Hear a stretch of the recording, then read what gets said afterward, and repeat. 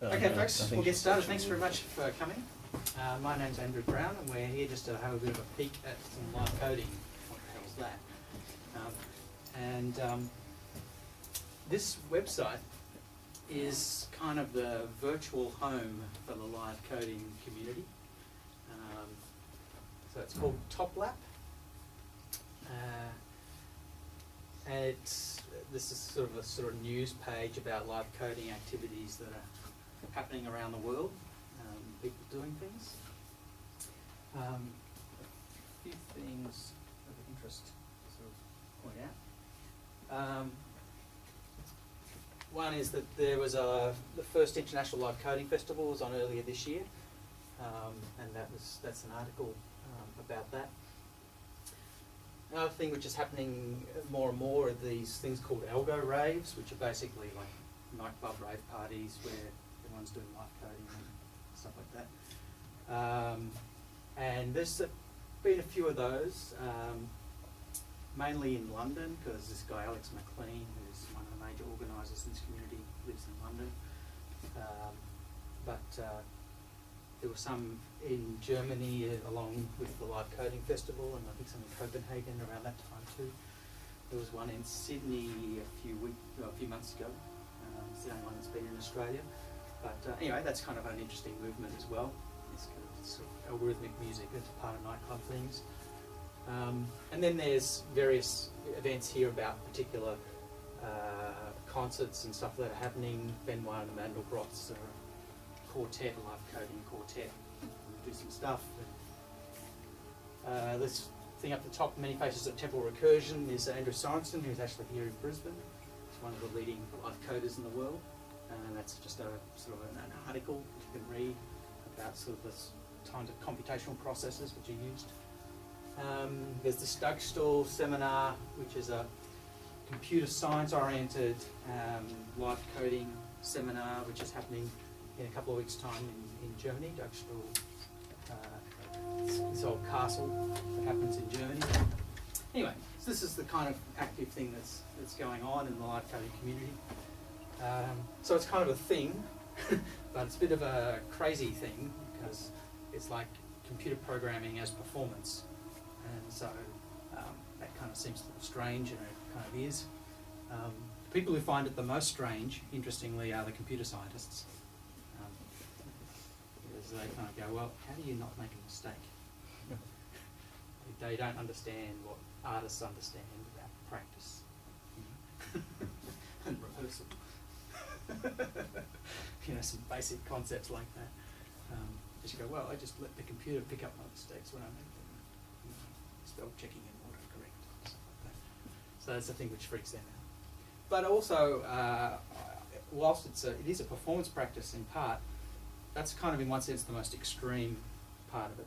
It's also a compositional practice as well. So this notion that you've got a dynamic environment where you can change things on the fly is kind of really interesting. If you've done any composing before, or even any computer programming, you'll know that sometimes the cycles between having an idea and articulating it, and then hearing it or seeing it, and then coming back to revising the idea, sometimes those turnarounds can be a really long time. And increasingly, as technologies have got better, the kind of feedback loop between doing something and hearing it or seeing it immediately has got shorter and shorter and shorter. And pretty much these days we can work like in real time. So you can have a process that's running and you can be manipulating that process and hearing what's happening to it immediately. And so live coding is about that. And so really the only difference between doing it as a performance practice and doing it as a kind of compositional practice or a creative production practice is whether or not you're on stage or not. You can kind of be in your bedroom doing it and you call it composition, and you can be on stage doing it and we'll call it performance. But otherwise it's actually pretty much the same activity.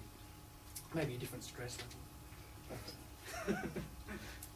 Not necessarily. In order for it to be very dynamic, you need to have an environment, like a software environment that will allow that dynamic nature. The fact that things can run and you can edit them as you go. We've got a few few people here from the game design program down at GFS. Thanks for coming.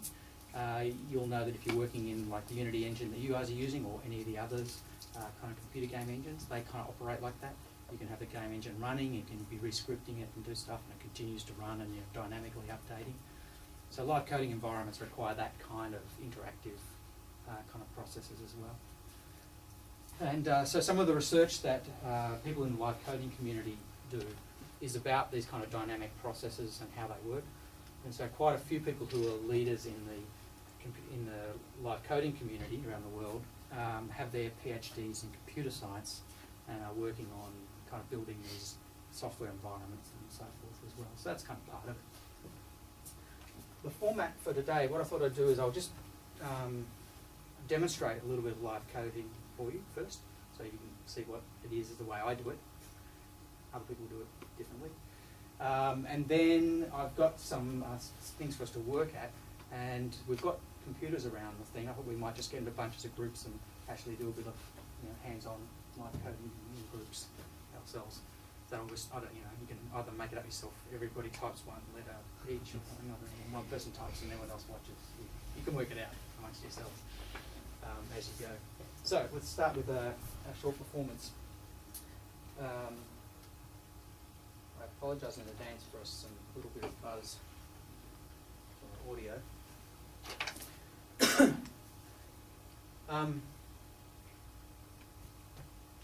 There, amongst the live coding crews, there's different practices about the code thing. I come from a school of thought which is generally referred to as blank screen live coding.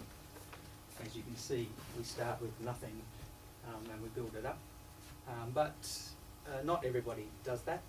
There are other practices of live coding where people have fragments of code kind of prepared, or things, and they copy and paste them in and then edit them and so forth, and go from there. So there's ways in which you can build it up, without having to jump in. But in my view, the blank slate stuff is kind of quite interesting because you get to see how this thing develops line by line, rather than grabbing some page and then dropping it in, and you don't really have an idea what's going on. So part of the challenge then is that we need to be able to do things succinctly, because I'm not a very good typist, as you'll see. So I don't want to have to type a lot, because I don't have a lot of time. So I need to find very succinct and brief ways which to express the musical ideas that I'm trying to do. The other thing to let you know about is that during this particular example, I'm not I'm not writing the code for the sounds, so I'm using a pre-existing sound bank of sounds. Yep. But there are live coding people who do live coding who are really, really from scratch, as in they create the sound, the code for the sound as part of the performance as well. But I'm not doing that. So what you're really seeing is the code is working on the musical structure, so how to organise those sounds in time. This is what's going on. So, here we go. I need my glasses on for this. Just too much typing.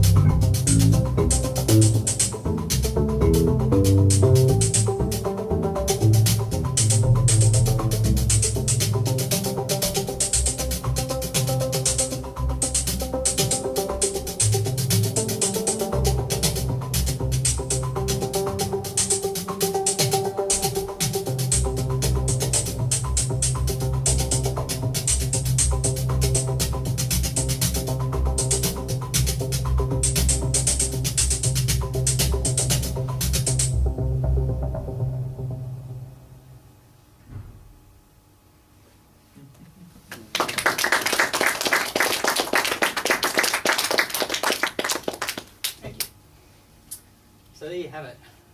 A little bit of live coding. Let's have a few questions now, and then we'll get into a step-by-step breakdown. But what is there any immediate kind of what the hell questions? Paul. This might be a bit off topic, Yeah. but it was occurring to me, I wonder how you might move out of an ostinato style operation or modal Yep. thing, and how it behaves if you start creating sophisticated changes for multi-timbral things. Yep. It was kind of an ostinato thing, sort of sitting there, Yep. and I was trying to imagine if we start moving some changes through it, Yep. how that might work for you. Yes. I mean, how does the system behave? I was just curious about it, you know. Yeah, so that's a good question, because what we're really doing here is defining kind of a compositional style, compositional process. And this is the sort of straightforward loop-based Yep. diatonic Yep. kind of rhythmic thing. Most people who are in the live coding community have a kind of experimental music noise aesthetic, and so you get arrhythmic, ametric, noise-based things often. So I think what's interesting is you kind of bring your own aesthetic to the live coding context, and then you have to find a way of articulating that. So you say about chord changes. Well, it was just interesting, Yep. you know, how you're introducing things there, Yeah. and how they're interacting. Yes. If you then introduced another element Yep. that was because there's not a lot going with pitch. No. So That's if we make a major pitch shift Yep. around a cluster, Yep. how the system behaves and how you control it, for instance. I was just curious to So one of the wonder things, how you would yeah. keep on top of that. No. So one of the things is, so if I want to put harmonic progression in there, yep. So I would just make sure that all the pitches in the harmonic instruments are offset according to a particular root note, and then I can move the root note around, and I can provide some kind of probabilistic or deterministic On the fly. set. Oh yeah, totally. Yeah, So I can okay. program up either a defined harmonic progression and say we'll follow that and make sure it does Yeah, at certain well, times. that occurred to me. Yep. But Or on the I can- fly, imagine say you Yeah. put in a 7-sharp 9 chord, Yeah. but then you'd have to be on top of how all the other elements would then be reacting to it, I guess. right. I was just curious Correct. to know how you... Yeah, so what you do is you set a variable, which is kind of the root pitch, or the key you're in, Yep. specifying the key, and then everything relates to that. And so you then tell when it that first. Yeah. So it's like you sig and you yeah. okay. Yeah, so you define something which Right. is a key variable, Yep, yep. and then you just simply update that, and everything that's looking at that key variable will then So change you to a could different. effectively be moving through changes That's right, quite rapidly in that way. absolutely. In fact, So- more rapidly than you could Yeah, even yeah. So you're perceive. telling This it what the would be- harmonic center is each time, Yeah. and then firing it. Correct. Does anyone compose like that? Yeah, so a really good example is that we mentioned Andrew Sorensen, who's here in Brisbane. He's got some really great videos, which are pretty old now, like in 2007 or something, but they're still great. There's things called a study in Keith. Do you know Keith Jarrett's music? So he's basically on a thing which sort of is like Keith Jarrett, and so it's got all these harmonic progressions Right, and right. stuff in it, and it does a lot Right. more of what you're talking Right, about right. there. Exactly. Yeah. Yeah. I No, mean, it's it goes for longer too, so he's got more. It's about a 25-minute thing. Oh. So there's more time to type and blah, blah, blah. You have to build up and. all those Yeah, things. I assumed that was on the go. I was just Mm. curious about, how it worked for you as an operator and composer and performer, Mm. how you actually, interacted with it. Yeah. I think one of the interesting challenges, particularly as you start to learn how to do this, is to set yourself like these little challenges. You say, Yep. and that's why Andrew Sorensen has these videos about being like Keith Jarrett. It's called a study in Keith. It is like a study in that kind of style. And it's kind of a challenge. And then you've got the algo raves. So how you do the kind of rave party kind of stuff, or you pick some other musical genre, and you say, okay, what's the processes here, and how do we articulate those Yeah. processes in Yeah. this kind of fashion? Yeah. Good question. Any others?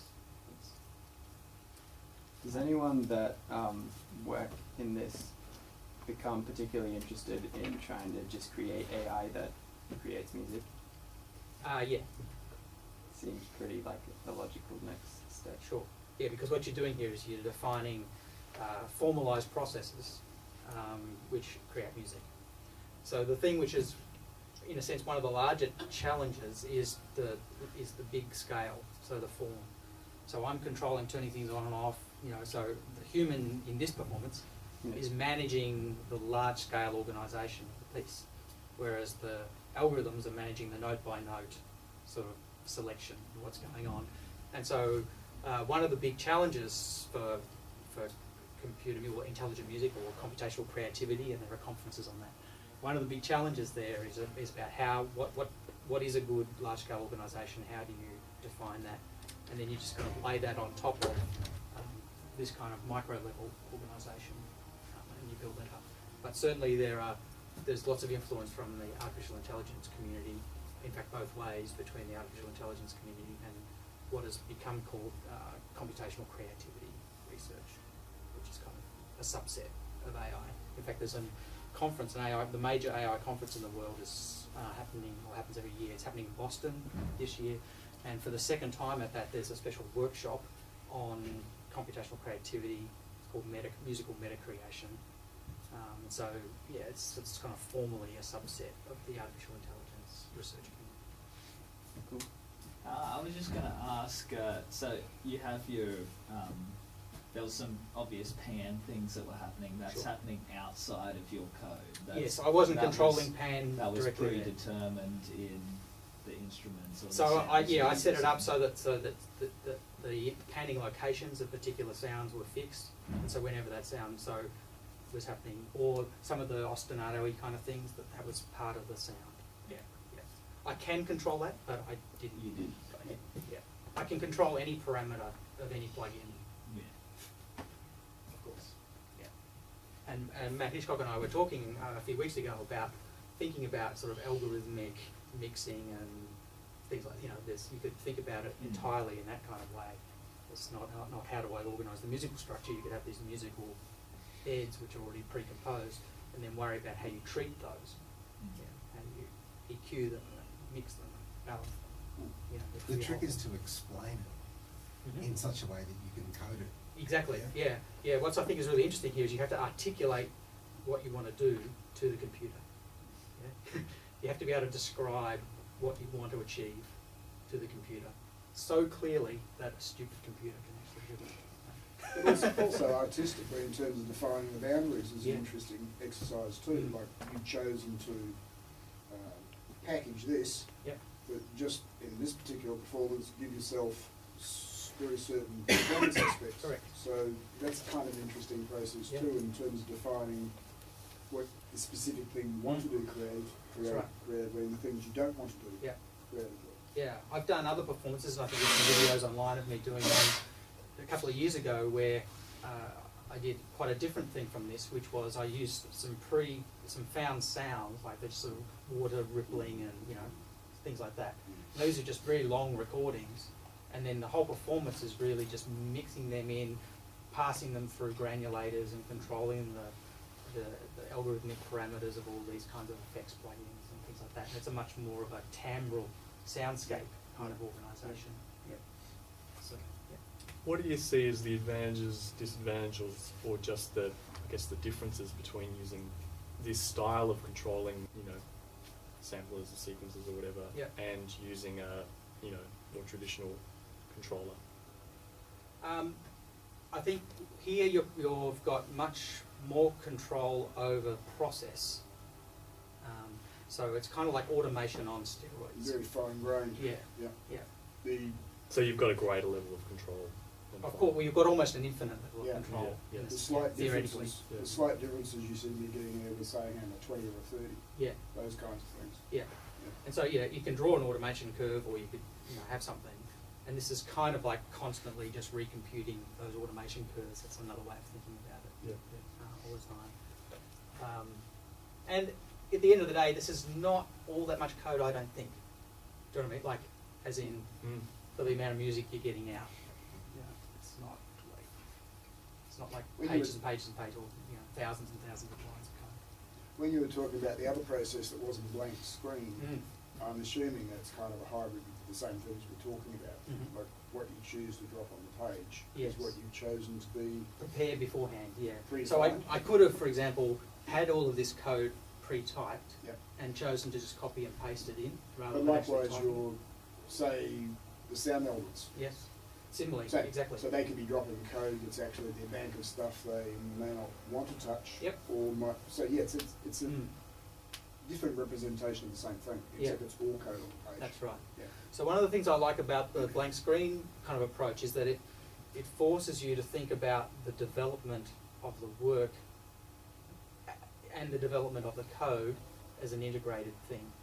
So part of the interesting challenge actually is you have to work out what changes you can make in what order, and they have to meet two constraints. They have to work musically, and they have to work syntactically within the code. Yeah. So I can't do things which are, from a code perspective, illegal or crash, right? And I want to do things which make musical sense, and so how to work within those two constraints is kind of it seems like a challenge to me. We all know that creative things are driven by constraints.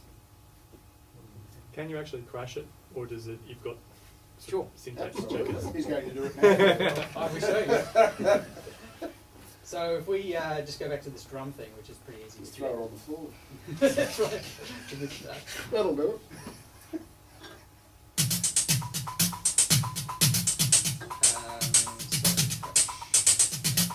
Illegal command. Ooh. Tonic 278. But if you had other things running, would they keep running, and that just that section of So, code would stop? so this is another part of the craft of live performance. So you'll notice that I had a number of different loops, like this line section and the drum section and so forth. Part of the reason for doing that is a risk management strategy. Right. Okay. Mm. Because yeah, if I crash the drums here, the other parts are continuing to go, and so it's not a total disaster. And I'm guessing also, given that you'd basically be able to MIDI, that when you transpose or shift a tonic, you're not wanting the drums to be tonic shifted either. Yes, but I can do that just within one line, so I could Right. still have them. The metrical thing is interesting, so it's looping around in a kind of metrical structure. So if I want to have several different metrical things going on, it's easier to have them in separate loops. It's easier to, otherwise it gets more complicated. Particularly if I want them to go at different speeds. I wanted to reproduce Steve Reich's piano phase work or something like that, which has got two oscillating things that are slowly going out of sync because they're in different tempi. It would be very awkward, not impossible, very awkward to do that within one loop. Yeah. It's much easier just to have two Sure. loops and just make them Yeah. one slightly bigger, longer than the other. Yeah. So, yeah. But these are the kinds of, this is part of the craft, if you like, of doing as part of a live performance practice. So what did you do to it then?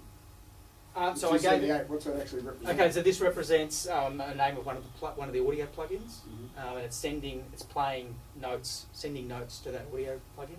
So I gave it a name of one which is non-existent.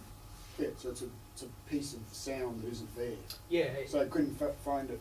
Yes, and correct. Look, There is no such thing No called such thing. Tonic 278, and so it doesn't know what to do when it crashes.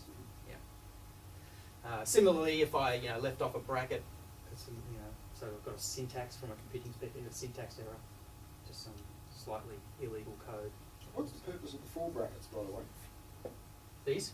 Yeah, ending sections with four brackets. Yeah. So this programming language is a member of the Lisp family. It's called Scheme.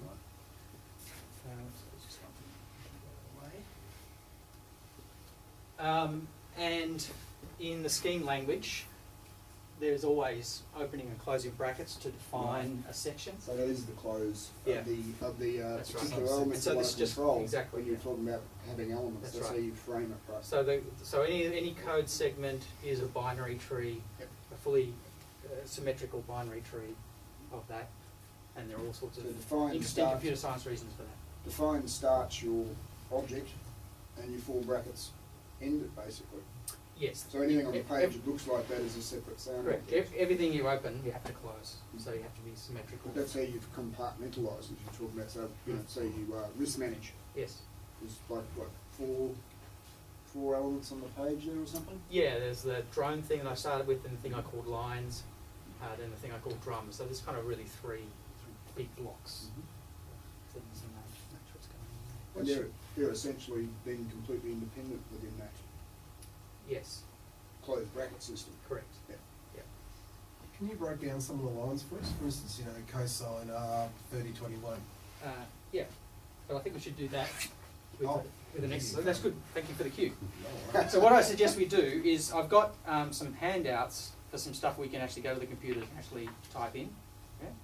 So let's do that. And what I'll do is I'll work through it here, and we'll all just follow along, and it'll answer hopefully some of those questions. We'll just do this for 10 minutes. We won't get as far through as one. So grab a computer.